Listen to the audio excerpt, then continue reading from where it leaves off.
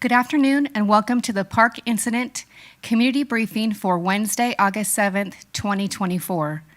My name is Jazz Shaw, Public Information Officer. First, I would like to give you the most up-to-date numbers on acreage and containment. We're at 422,924 acres with 34% containment, and we currently have 6,627 personnel assigned to the incident. Next, we'll be hearing an operational update on current fire suppression efforts. Good afternoon. Mark Bratton, Operations Chief for the Park Incident. Give you the rundown of the operations for August 7th. And starting on the left side or the western side of the fire. Everything's looking really good. We have a good direct line in there. Been mopping up over a number of days. In the lower part of the fire, they've gone over to suppression repair and starting to work on that. As we move up to the top of the fire, one finger in that one top of the fire has been giving us some challenges. A lot of heavy fuels in there, brush fuels that have been very difficult to mop up. As the day gets drier and heats up, then we've seen an increase in the smoke and hot spots in that area. Crew's been diligently working on that for a number of days and will continue to do so until that is fully extinguished. As we move around to the right side of the fire and the right shoulder of the fire, our branch 15 and branch 18, branch 15 being in the Tehama zone, branch 18 in the Butte zone. That is basically encompasses the Mill Creek drainage. A number of days ago, we had fire established within that drainage.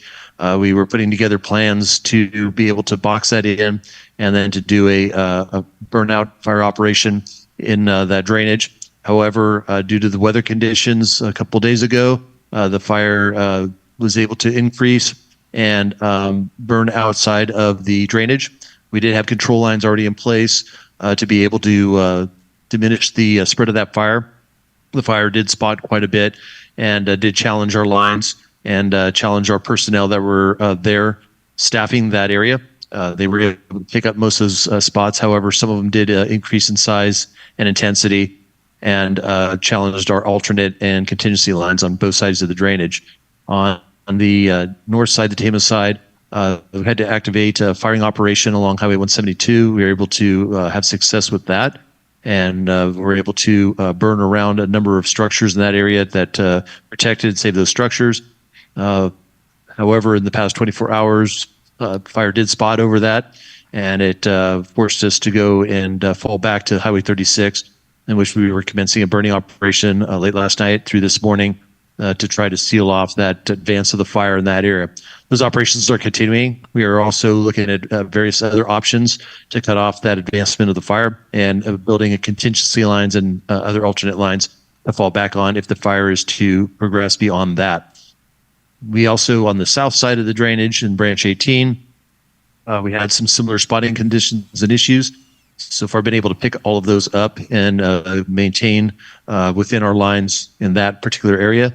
But again, with the fire conditions, the weather conditions, we are being very vigilant and maintaining those lines. As we go down the right side of the fire, more towards the heel, continued mop-up patrol in those areas and those communities such as Forest Ranch, Cohasset, continuing to do the mop-up and patrol within those. And it's looking a lot better as the days move on, but it's still a lot of work. We do have contingency lines in the very north in our Shasta zone. Those have been in for quite a bit of time, and we have contingency lines that surround Volcanic National Park, Last Volcanic National Park. And so at this point, that is still within play and looking good. However, we are prepared if the fire is to advance to utilize any other suppression efforts to keep it out of the park. As we continue down from Tehama into Butte County on those zones, the contingency lines are in place. They've been connected and continue to improve those, and have had to utilize some of those lines as the fire has advanced. However, that work continues, and they are looking at even more contingency lines to keep the spread of the fire to a minimum as it advances towards that Highway 36 in that direction. We've been utilizing all of our aircraft assets, the rotor wing and the fixed wing, as much as possible. We're flying as anywhere that we can fly as long as the smoke conditions don't inhibit that action. And we've had some successes in supporting the ground troops in achieving that objective of the mission. Thank you, Chief Brunton. We will now provide you with updates by the Tehama County Sheriff and our incident commander. Good afternoon, Dave Kane, Tehama County Sheriff. I want to start today by saying that yesterday afternoon we received information about a possible looting incident that occurred in our jurisdiction. Upon arrival, our deputies were directed to an area where a rental truck had got stuck on top of a bridge and was unable to make progress either forward or backwards. It was abandoned, it was searched, and it did not appear to contain anything of any property of value of anyone in the area. However, it is believed that the occupants of that vehicle were engaged in the process of trying to loot those members of the community.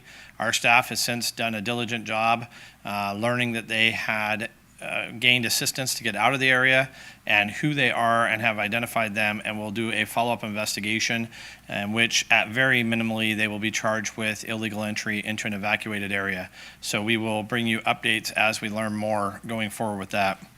This morning, we made a determination between the Unified Command and myself to open more zones behind the fire that we can access that have been close to being opened previously. Those areas are the majority of the Plum Creek area of Paynes Creek, as well as the Highway 36 corridor all the way up to the Ponderosa Sky Ranch. The zones in Genesis, for your reference, that will be reduced from an order to a warning are 446B, 466C, 470, 496B, 496F, 466D, and 500. I want to warn everyone, as you return to your homes, especially in those areas, there are some residences that have been damaged or destroyed during the fire.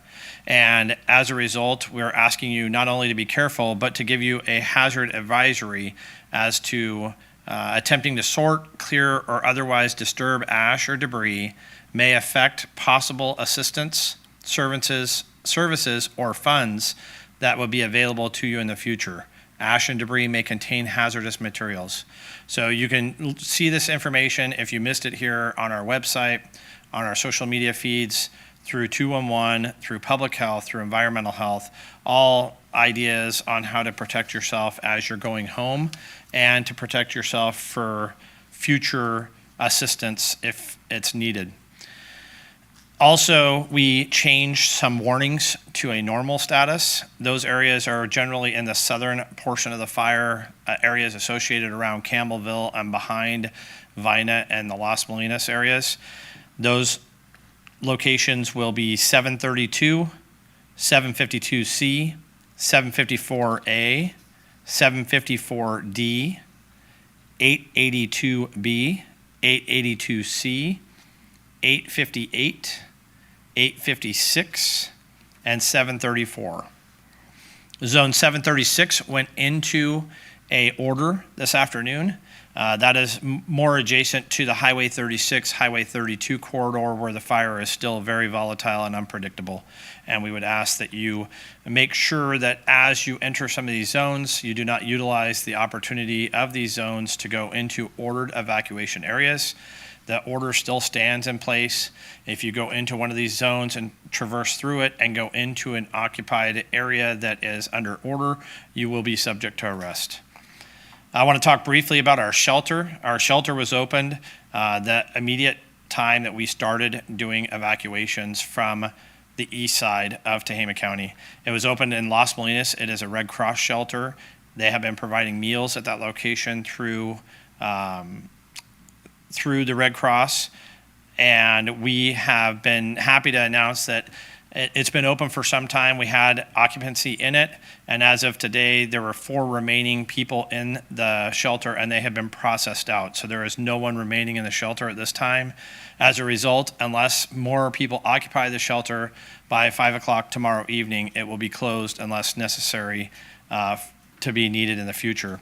Also, we'll be pushing out a press release this afternoon from our office, and it is really just to discuss what I've discussed many times, but so that the public has information that we will be working on organizing a local assistance center meetings. Those meetings have already been scheduled at the location of the Red Bluff Community Center, 1500 South Jackson Street, Red Bluff, in the auditorium. They will be on Thursday, August 15th from 9 to 5, on Friday, August 16th from 9 to 5, and Saturday, August 17th from 9 to 5. We'll follow up with a sample of agencies that will be there, which includes American Red Cross, Disability Action Center, Legal Services of Northern California, United Way of Northern California, the United Methodist Committee on Relief, Nation's Finest, Tehama County Building Department, Tehama County Public Health, Tehama County Environmental Health, Baptist Disaster Relief, PG&E, Tehama County Social Services, Tehama County Clerk and Recorder, Salvation Army, North Valley Catholic Social Services, Lions Disaster Response, United Policyholders, U.S. Ag Department, State OES, and many more, including fire and the Tehama County Sheriff's Office. Also, I'd like to advise the public that the Tehama County Sheriff's Office is sponsoring a town hall meeting regarding the park fire.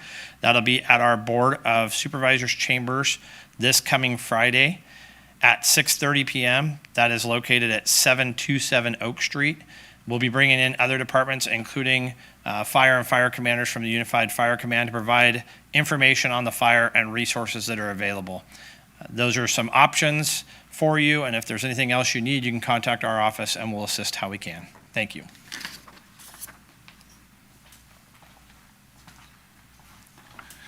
Good afternoon. My name is Dusty Martin, one of the Unified Incident Commanders for the park incident.